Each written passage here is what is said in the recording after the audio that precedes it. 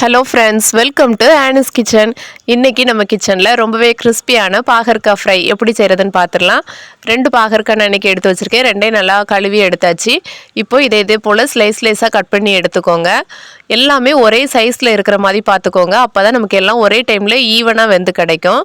So எல்லாத்தையும் cut பண்ணி எடுத்த பிறகு நம்ம இதை ஒரு பெரிய அகலமான பாத்திரத்தில் சேர்த்துக்கோங்க. அப்போ நமக்கு மசாலா மிக்ஸ் பண்ணுறதுக்கு கொஞ்சம் ஈஸியாக இருக்கும். எல்லாமே வீட்டில் உள்ள மசாலா பொருட்கள் தான் ஆட் பண்ண போகிறோம். ஃபஸ்ட்டு நமக்கு தேவையான அளவு உப்பு சேர்த்துக்கிடலாம்.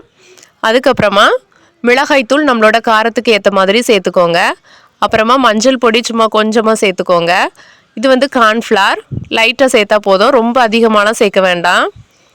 அதுக்கப்புறமா என்கிட்ட கொஞ்சம் அரிசி மாவு இருக்குது, அதனால் கொஞ்சமாக அரிசி மாவும் சேர்த்துக்கிடுறேன். ஸோ இது எல்லாத்தையும் சேர்த்தாச்சு. இப்போ நல்லா மிக்ஸ் பண்ணிடலாம். எல்லா பாகற்காய் பீசஸ்லையும் நம்ம சேர்த்த மசாலா படுற மாதிரி நல்லா மிக்ஸ் பண்ணி எடுத்துக்கோங்க. மிக்ஸ் பண்ணிவிட்டு ஒரு அரை மணி நேரத்துக்கு அப்படியே வச்சுருங்க. அதுக்கடுத்து இது நம்ம எண்ணெயில் ஃப்ரை பண்ண ஆரம்பிச்சிடலாம்.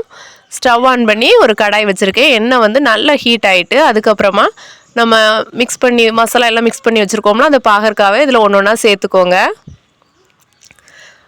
இது நல்லா வெந்த பிறகு நமக்கு எப்படி தெரியும்னா நல்லா மணத்து கிடக்கும். அதுக்கப்புறமா நல்லா கிறிஸ்பியாக வந்திருக்கும். அந்த டைமில் இதை நம்ம எண்ணெயிலேருந்து வெளியில் எடுத்துடலாம். இது பெரிய அளவு எண்ணெய் குடிக்கவே இல்லை. 2 பாகற்காயையும் இந்த கம்மியான எண்ணெயிலேயே பொரித்து எடுத்தாச்சு. நல்லா கிறிஸ்பியாக டேஸ்ட்டாக இருந்து பருப்பு குழம்புக்கெல்லாம் இந்த பாகற்காய் ஃப்ரை சாப்பிட அட்டகாசமாக இருக்கும். நீங்களும் ட்ரை பண்ணி பாருங்கள். நல்லதே சாப்பிடுங்க, நலமாக இருங்க. தேங்க்ஸ் ஃபார் வாட்சிங்.